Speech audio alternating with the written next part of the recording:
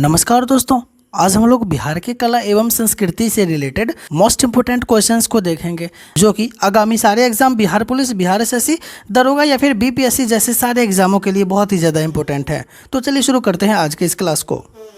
आज का पहला क्वेश्चन है, लोक नृत्य जाट जटिन किस राज्य से संबंधित है? दोस्तों, जाट जटिन जो लोक नृत्य है, यह बिहार राज्य से संबंधित है और यह नृत्य उत्तर बिहार का सबसे लोकप्रिय लोक नृत्य है, विशेषकर मिथिला और कोसी क्षेत्र में। यही दोस्तों बिहार के कुछ यदि प्रसिद्ध लोक नृत्य को देखें हम लोग तो जैसे झिझिया, कजरी, होली, झुमरी, लौंडा और सोहर खिलौना लोक नृत्य, ये सब नृत्य दोस्तों बिहार से रिलेटेड है। और अगर बात कर ले हम लोग जाट जटिन का, तो ये जाट जटिन किस राज्य से है? बिहार से है। आज का अगला क्वेश्चन है, बिहार के सासाराम में किस ऐतिहासिक शासन का मकबरा स्थित है? तो दोस्तों बिहार के सासाराम में शेरशाह सूरी का मकबरा स्थित है। आपको बतला दें, जो इब्राहिम लोदी है इसका मकबरा कहाँ पे है? पानीपत हरियाणा में है। और जो बाबर है इसका काबुल अफगानिस्तान में पड़ता है, वहाँ पे इसका मकबरा है। जबकि हुमायूं का मकबरा कहाँ पे है?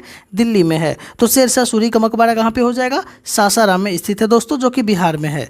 आज का अगला क्वेश्चन है, निम्नलिखित में से कौन सा बिहार का एक क्षेत्रीय त्यौहार नहीं है? जैसे तीज, मड़ई और बिहुला, इनमें से कोई नहीं। दोस्तों जो मड़ई है यह बिहार का नहीं है। फिर मड़ई कहाँ का है? मड़ई छत्तीसगढ़ का एक क्षेत्रीय त्यौहार है। यही बिहार के क्षेत्रीय त्यौहार में कौन कौन से आ जाएंगे? जैसे होली, तीज, छठ, नवरात्रि, बिहुला, यह सब बिहार के क्षेत्रीय त्यौहार में आते हैं।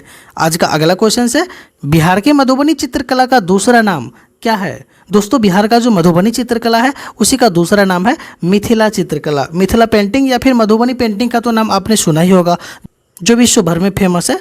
तो दोस्तों बिहार की मधुबनी चित्रकला का ये एक उदाहरण है और इसे मिथिला चित्रकला भी कहा जाता है। चलते हैं आज के अगले क्वेश्चन पे। अगला क्वेश्चन से दोस्तों, चूड़ी बनाने की कला मुख्य रूप से बिहार के किस जिले में देखी जाती है? जो चूड़ी बनाने की कला होती है यह बिहार में तो सभी जगह फेमस है, लेकिन मुख्य रूप से मुजफ्फरपुर में इसका बहुत ही बढ़ चढ़ के लोग यहाँ पे करते हैं और इस कला का सबसे महत्वपूर्ण जिला मुजफ्फरपुर है। बिहार के बारे में दोस्तों दो तीन बातें कर ले हम, तो बिहार के जो पहले मुख्यमंत्री थे वो कौन थे? श्री कृष्ण सिंह। और यहीं बिहार के गवर्नर की बात कर लें तो जेम्स शिफ्टन थे। अच्छा, वैशाली के बारे में बात कर ले। वैशाली जो है भगवान महावीर का जन्म स्थान है और यहाँ पे बुद्ध ने अपना अंतिम उपदेश दिया था। कहाँ पे दिया था? वैशाली में ही दिए थे गौतम बुद्ध अपना अंतिम उपदेश। और बात कर ले यहाँ पे दूसरी बौद्ध संगति जो है वो भी वैशाली में ही हुई थी।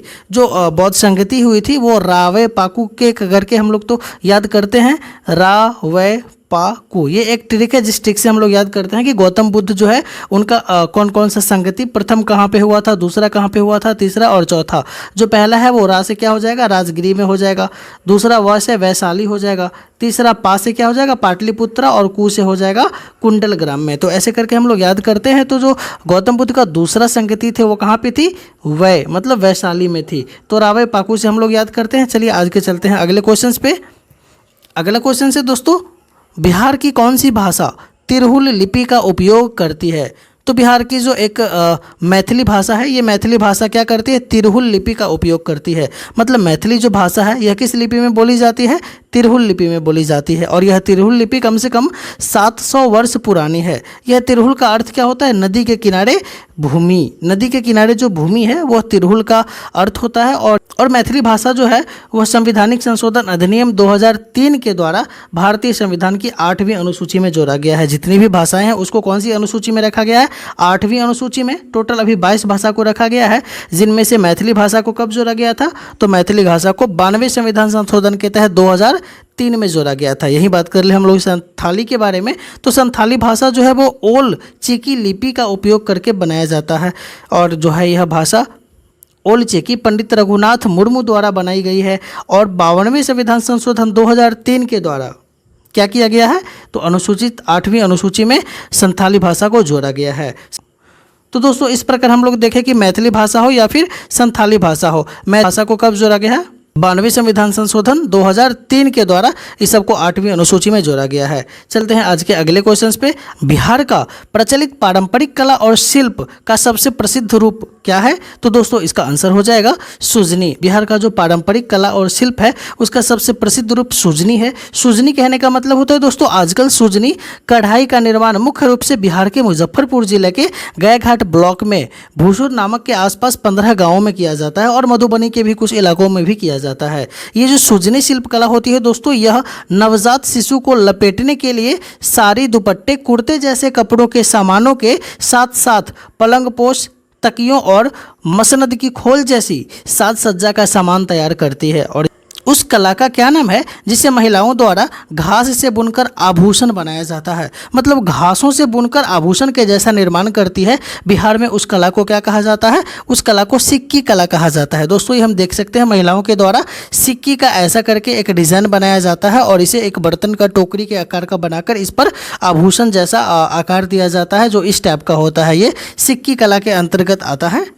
आज का अगला क्वेश्चन से, खरना बिहार में किस त्यौहार से संबंधित है? दोस्तों यदि आप बिहार के रहने वाले होंगे तो खरना का नाम तो ज़रूरी सुने होंगे। ऐसे बतला दें आपको कि जो छठ होता है बिहार का महापर्व, इस छठ में खरना शब्द का उपयोग किया जाता है। ऐसे खरना छठ पूजा से संबंधित है, जो बिहार के लिए बहुत महत्वपूर्ण त्यौहार है।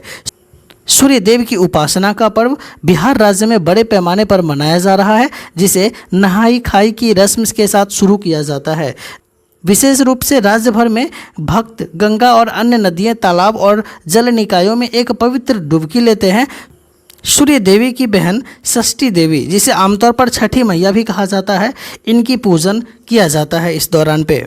इसी तरह आज का अगला क्वेश्चन है, उस कला का क्या नाम है जो बिंदी से प्रेरित होकर और भारतीय महिलाओं द्वारा बनाई जाती है? तो दोस्तों ये बिंदी की कला है, जो कि बिंदी से प्रेरित होकर भारतीय महिलाओं द्वारा बनाया गया है, और यह जो है इसे टिकुली कला कहा जाता है।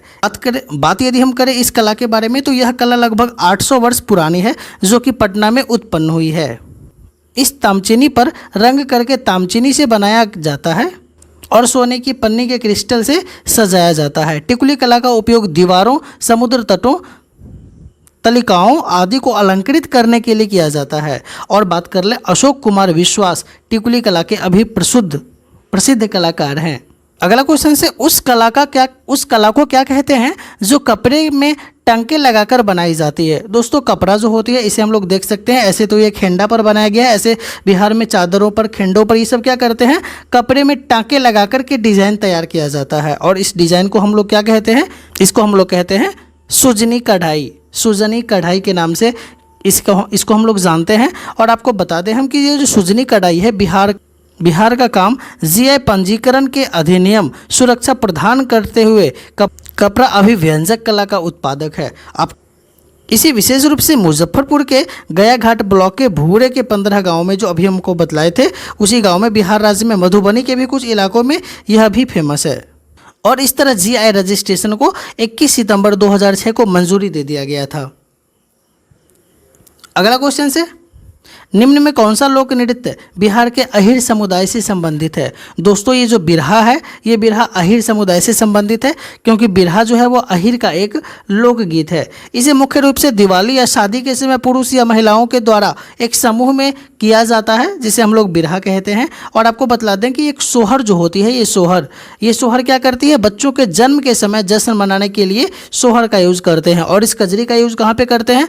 कजरी लोक नृत्य अक्षर प्रेमी के लिए युवती की लालसा का वर्णन करने के लिए प्रयोग में किया जाता है। और अष्टजाम तो पूजा पाठ के लिए बिहार में किया जाता है। इसी तरह आज का अगला क्वेश्चन है, पितृपक्ष मेला बिहार के किस शहर में होता है? दोस्तों ये जो पितृपक्ष मेला है, यह गया में होता है। आपको पता ही होगा, पितृपक्ष मेला प्रत्येक वर्ष सितंबर में गया में आयोजित किया जाता है। और इसमें दोस्तों श्राद्ध अनुष्ठान के भागों के रूप में पूजा किया जाता है। तो पितृपक्ष मेला कहाँ होती है? गया में, प्रत्येक वर्ष सितंबर महीने में होती है। आज का अगला क्वेश्चन है, बिहार के पौराणिक रॉड कठपुतली को किस रूप में जाना जाता है?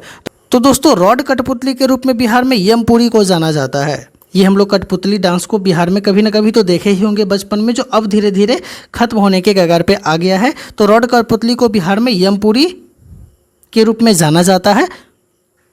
और आपको बतला दें, ये जो बोम्मलातम है दोस्तों, ये जो बोम्मलातम है, ये तमिलनाडु के लिए बहुत ही फेमस है। और सखी कुंदेही की बात कर लें तो वो ओडिशा के लिए फेमस है। और यही मालसूत्री बाहुल्या की बात कर लेंगे तो वो महाराष्ट्र में फेमस है। और यमपुरी जो है यह बिहार की क्या है? रॉड कठपुतली के रूप में जाना जाता है। इसी तरह दोस्तों आज का अगला क्वेश्चन से बिहार के छठ पूजा के दौरान किया गया प्रार्थना किसे समर्पित है। तो दोस्तों छठ पूजा में हम लोग किसकी आराधना करते हैं, तो ये सूर्य की आराधना करते हैं, क्योंकि दोस्तों बिहार के इस महान पर्व में यहाँ पे डूबते हुए सूरज को भी और उगते हुए सूरज को भी, दोनों सूरज को अर्घ दिया जाता है। तो बात कर ले बिहार के छठ पूजा के दौरान प्रार्थना हम लोग किसको करते हैं, सूर्य देव को करते हैं। तो दोस्तों ये थे आज के मोस्ट इंपोर्टेंट क्वेश्चन जो कि कला एवं संस्कृति से रिलेटेड था।